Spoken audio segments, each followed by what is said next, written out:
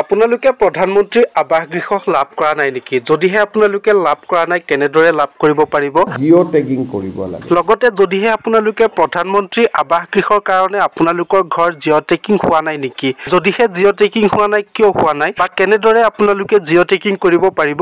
লগতে প্ৰথম কিস্তিৰ ধন কেতিয়া মুকলি হ'ব সেই গোটেইখিনি ডিটেইল সেই ভিডিঅ'ৰ শেষলৈকে গম পাই যাব। লগতে যদিহে আপোনালোকে মোৰ চেনেলটোলৈ নতুনকৈ ভিজিট কৰিছে যদি এনে ধৰণৰ আপডেট পাই থাকিব বিচাৰে তেতিয়াহ'লে মোৰ এই চেনেলটি প্লিজ সাবস্ক্ৰাইব কৰি দিয়ক। লগত থকা বেল আইকনটো দবাই দিয়ক। প্ৰধানমন্ত্ৰী আৱাস গৃহত যদি আপোনালোকে জিঅ' টেগিং কৰিব বিচাৰে তাৰ কাৰণে আপোনালোকে কোনো ধৰণৰ CSC চেণ্টাৰ বা কম্পিউটাৰ চেণ্টাৰলৈ যাবলৈ দৰকাৰ নাই। আপোনালোকৰ ঘৰৰ ওচৰত বা যদি আপোনালোকৰ ঘৰত শিক্ষিত যুৱক আছে তেওঁ আপোনালোকৰ ঘৰৰ জিঅ' টেগিং কৰাব পাৰিব। তাৰ কাৰণে আপোনালোকৰ মোবাইলৰ জৰিয়তে আপোনালোকে কৰিব পাৰিব।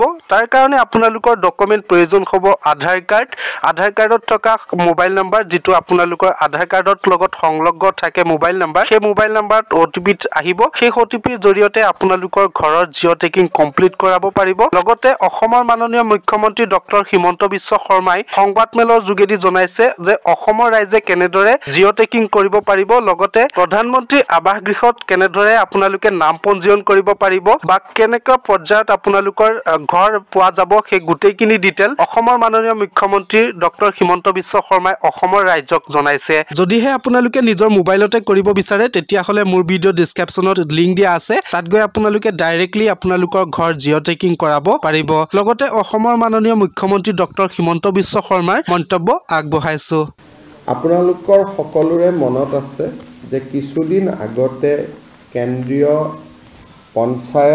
কেন্দ্ৰীয় গ্ৰাম উন্নয়ন মন্ত্ৰী শিৱৰাজ সিং চৌহান ডাঙৰীয়াই অসম ভ্ৰমণ কৰিছিল আৰু সেই সময়ত তেখেতে প্ৰতিশ্ৰুতি দিছিলে যে এই বিত্তীয় বৰ্ষত প্ৰায় 3.5 লাখ নতুন আৱাস তেখেতে মঞ্জুৰ কৰিব আৰু অহা বছৰো সম পৰিমাণৰ ঘৰ বা প্ৰধানমন্ত্ৰী আৱাস যোজনাৰ ঘৰ দুখীয়া লোকসকলৰ বাবে অনুমোদন কৰিব। অসমত আমাৰ যিখন আমি ৱেট লিষ্ট বুলি কওঁ অৰ্থাৎ আগতেই নিৰ্বাচিত হৈ থকা ব্যক্তিৰ যিখন অপেক্ষাৰত তালিকা সেই অপেক্ষাৰত তালিকাখন 7,60,000 ব্যক্তিৰ অপেক্ষাৰত তালিকা আছিল।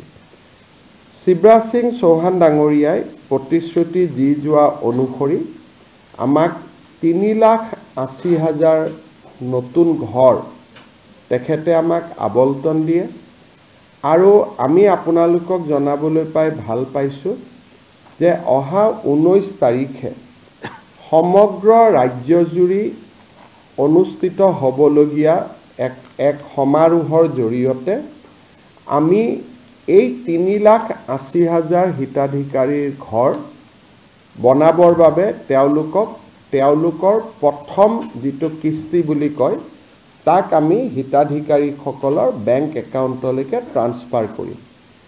ইয়াত কেন্দ্ৰীয় সভাখন পলাশবাৰী সমষ্টিত হ'ব। অৱশ্যে ৰাভা হাছং পৰিষদৰ নিৰ্বাচনৰ অধীনত থকা অঞ্চলটোৰ হিতাধিকাৰী সভালৈ নাহে।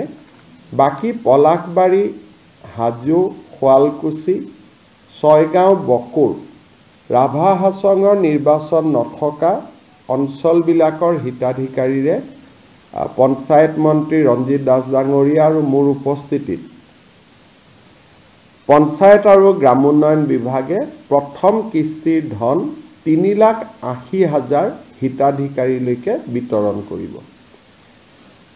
আমি নিশ্চিত যে এই 3,80,000 হিতাধিকাৰীক ধন বিতৰণ কৰাৰ লগে লগে এপ্ৰিল-মে মাহত আমি আৰু 3,80,000 হিতাধিকাৰীৰ বাবে ভাৰত চৰকাৰৰ পৰা অনুমোদন লাভ কৰিম আৰু অসমত 7,60,000 আৰু সৰ্বমুঠ প্ৰধানমন্ত্ৰী আৱাস যোজনাৰ অধীনত প্ৰায় 30 লাখ পৰিয়ালে প্ৰধানমন্ত্ৰী আৱাস যোজনাৰ ঘৰ পাবলৈ সক্ষম হ'ব।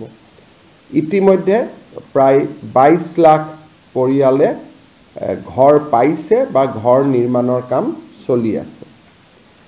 এতিয়া ইয়াত এটা নতুন প্ৰশ্ন সদায় থাকে যে বহুত দুখীয়া মানুহে কয় যে আমি ঘৰ পাবলৈ এতিয়াও বাকী আছো। অসমত ৬২ লাখ পৰিয়াল আছে। ৬২ লাখ পৰিয়ালৰ ৩০ লাখ পৰিয়ালে প্ৰধানমন্ত্ৰী আৱাস যোজনাৰ ঘৰ পোৱাৰ পিছত আমি ভাবোঁ যে এতিয়াও ৪-৫ লাখ দৰিদ্ৰ লোকে ঘৰ পোৱাৰ প্ৰয়োজনীয়তা আছে। এই ঘৰ পাবৰ কাৰণে আমি প্ৰথম প্ৰক্ৰিয়াটো হ'ল যে মানুহজনৰ ঘৰটো যে কেঁচা ঘৰ তাক প্ৰমাণ কৰিবৰ কাৰণে এটা জিঅ' টেগিং কৰিব লাগে। আৰু জিঅ' টেগিং কৰাৰ পিছত যেতিয়া ই ভাৰত চৰকাৰৰ ওচৰলৈকে যায়, ভাৰত চৰকাৰে বিভিন্ন টেকনলজিৰ আধাৰত তাক নিশ্চিত কৰে যে এই মানুহজনৰ ঘৰটো কেঁচা ঘৰ হয় নে নহয়, আৰু কেঁচা ঘৰ হ'লে তেখেতক এখন তালিকাত অন্তৰ্ভুক্ত কৰে আৰু পৰ্যায়ক্ৰমে এই ঘৰ তেওঁলোকক আগবঢ়াই গৈ থাকে। অহা বছৰ এপ্ৰিল-মে মাহত আমি ৩,৮০,০০০ ঘৰ পোৱাৰ লগে লগে আমি ২০১৮-১৯ চনত যিখন তালিকা বনাইছিলোঁ সেইখন এক্সজষ্টেড হৈ যাব। তাত আৰু এজনো ৱেইট লিষ্টত মানুহ নাথাকিব। তথাপিতো বহুত লোকে ঘৰ নোপোৱাকৈ থাকি যাব। সেইবাবে আমি ভাৰত চৰকাৰৰ পৰা এটা অনুমতি ল'লোঁ যে আমাক আকৌ এবাৰ জিঅ' টেগিং কৰাৰ কাৰণে অনুমতি দিয়ক। কিবা কাৰণত যদি কোনোবা বাদ পৰি গৈছে তেতিয়াহ'লে আমি তেওঁলোকক শেষবাৰৰ কাৰণে এটা জিঅ' টেগিং কৰিব পাৰিম।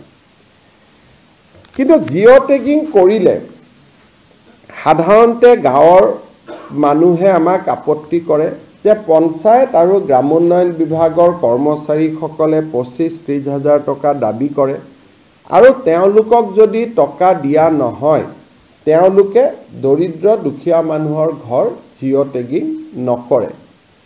অভিযোগ কিমান সঁচা কিমান মিছা তাক আমি অনুসন্ধান কৰিব খোজা নাই, কাৰণ বহু অভিযোগ সঁচা হ'লেও তাৰ প্ৰমাণ নাথাকে, প্ৰমাণ নাথাকিলে চৰকাৰে ব্যৱস্থা ল'ব নোৱাৰে।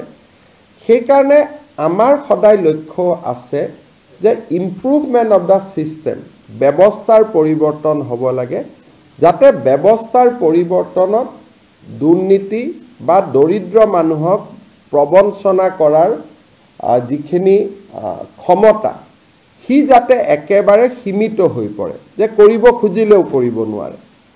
সেইবাবে এইবাৰ আমি জিঅ' টেগিঙৰ এটা নতুন ব্যৱস্থা আৰম্ভ কৰিছোঁ। এইবাৰ প্ৰথম জিঅ' টেগিংটো আমাৰ গাঁৱৰ মহিলা আত্মসহায়ক গোটসকলক যোনে পৰিচালনা কৰে জীৱিকা সখী বাইদেউসকলৰ দ্বাৰা আমি প্ৰথম জিঅ' টেগিংটো কৰাম। লোকসভা নিৰ্বাচনৰ সময়তো মই ৰাইজক প্ৰতিশ্ৰুতি দিছিলোঁ যে আমি আত্মসহায়ক গোটৰ সুবিধা লৈ এইবাৰ আমি জিঅ' টেগিং কৰাম। সেইকাৰণে আমি এইবাৰ নিয়ম কৰিছোঁ যে গাঁৱৰ জিঅ' টেগিং প্ৰথম ডিপাৰ্টমেণ্টৰ কৰ্মচাৰীয়ে নকৰে, আমাৰ জীৱিকা সখী বাইদেউসকলে আত্মসহায়ক গোটসকলৰ পৰা উপযুক্ত সহায় লৈ তেওঁলোকে প্ৰথম জিঅ' টেগিংটো কৰিব। এইটো ভাৰতৰ ভিতৰতে অসমত প্ৰথমবাৰ আমি আৰম্ভ কৰিছোঁ যে ডিপাৰ্টমেণ্টে জিঅ' টেগিং নকৰে, আত্মসহায়ক গোটৰ বাইদেউসকলে ঘৰে ঘৰে লৈ যাব আৰু জীৱিকা সখী বাইদেউসকলে জিঅ' টেগিং কৰিব। আৰু তাতো আমি নিয়ম কৰিছোঁ যে সেইখন গাঁৱৰ জীৱিকা সখী বাইদেৱে টেগিং নকৰে, ওচৰৰ গাঁওখনৰ পৰা আহিহে তেওঁ টেগিং কৰিব। দ্বিতীয়তে, ইমানখিনি কৰাৰ পিছতো বহুতে ক'ব পাৰিব যে নহয় মোৰ তথাপিতো জিঅ' টেগিং নহ'ল। এইবাৰ আমি আৰু এটা ব্যৱস্থা কৰিছোঁ সেলফ জিঅ' টেগিং, অৰ্থাৎ মোৰ ঘৰটো মই নিজে জিঅ' টেগ কৰি দিব পাৰোঁ। মোৰ ঘৰটো কেঁচা ঘৰ, ঘৰটোৰ মই ফটোখন লৈ মই নাম এড্ৰেছ লৈ জিঅ' টেগিং কৰি দিব পাৰোঁ। তাৰমানে আমি দুটা নতুন কাম কৰিলোঁ। এটা হ'ল সেলফ জিঅ' টেগিং, অৰ্থাৎ নিজেই নিজৰ ঘৰটোক জিঅ' টেগ কৰি দিব পাৰিব, আৰু আত্মসহায়ক গোটৰ বাইদেউসকলৰ সহযোগত জীৱিকা সখী বাইদেউসকলে জিঅ' টেগিং কৰি দিব। আৰু কোনোবাই যদি এই ক্ষেত্ৰত টেকন'লজি নাজানিব, জিঅ' টেগিং কৰিব নাজানে, গাঁৱৰ কোনোবা মানুহে যদি দুখীয়া পৰিয়ালটোক সহায়ো কৰি দিয়ে জিঅ' টেগিং কৰিবৰ কাৰণে, আত্মীয়ও জিঅ' টেগিং কৰি দিয়ে। মই বিধৱা মানুহ, মই নিজে নোৱাৰোঁ, কিন্তু ডেকা ল'ৰা এটা গাঁৱৰ মাতি আনি মই ক'লোঁ যে মোৰ ঘৰটো জিঅ' টেগিং কৰি দিয়ক, তেওঁ তাতো জিঅ' টেগিং কৰিব পাৰিব। অসমত প্ৰথমবাৰৰ বাবে আমি এই ধৰণৰ ব্যৱস্থা হাতত লৈছোঁ। যেতিয়া সকলো জিঅ' টেগিং হৈ যাব, শেষত মাত্ৰ পঞ্চায়ত ডিপাৰ্টমেণ্টৰ মানুহখিনিয়ে গৈ এটা চেকিং কৰিব যে এওঁলোকে জিঅ' টেগিং ক'ৰবাত পকা ঘৰ এটাও জিঅ' টেগিং কৰি দিয়া নাইতো। অৰ্থাৎ ফাইনেল চেকিংটোহে পঞ্চায়ত ডিপাৰ্টমেণ্টৰ মানুহে কৰিব। জিঅ' টেগিংটো বাইদেউসকলে কৰিব, জীৱিকা সখীসকলে কৰিব বা নিজে কৰিব, কিন্তু ফাইনেল চেকিংটো আমাৰ পঞ্চায়ত গ্ৰামোন্নয়ন বিভাগৰ কৰ্মচাৰীয়ে কৰিব। কিন্তু তাৰ পিছতো যোনে জিঅ' টেগিং নকৰক কিয় আমি আৰু এখন গাঁও সভা কৰিম। গাঁও সভাই অনুমোদন জনাব। গাঁও সভাই অনুমোদন জনোৱাৰ পিছত ব্লক পৰ্যায়ত এখন কমিটি থাকিব, তেওঁলোকে অনুমোদন জনাব, আৰু জিলা পৰ্যায়ত অভিভাৱক মন্ত্ৰী সহিত এখন কমিটি থাকিব। তাতে অনুমোদন জনোৱাৰ পিছতহে ফাইনেলি আমি ভাৰত চৰকাৰক জনাই দিম যে ইমান আমাৰ জিঅ' টেগিং হ'ল। পৰৱৰ্তী সিদ্ধান্ত ভাৰত চৰকাৰে ল'ব। আৰু এই গোটেই ব্যৱস্থাটোৰ জৰিয়তে মই বিশ্বাস কৰোঁ যে এইবাৰ অসমৰ সকলো দুখীয়া মানুহে প্ৰধানমন্ত্ৰী আৱাস যোজনাৰ ঘৰৰ পৰিস্থিতি বা যিটো আবেদন, ইয়াক বেছিকেলি আবেদন বুলি কয়, সকলোৱে আবেদন কৰিব পাৰিব। যিহেতু সেল্ফ জিঅ' টেগিং আছে, কাকো টকা পইচা দিয়াৰো কথা নাই।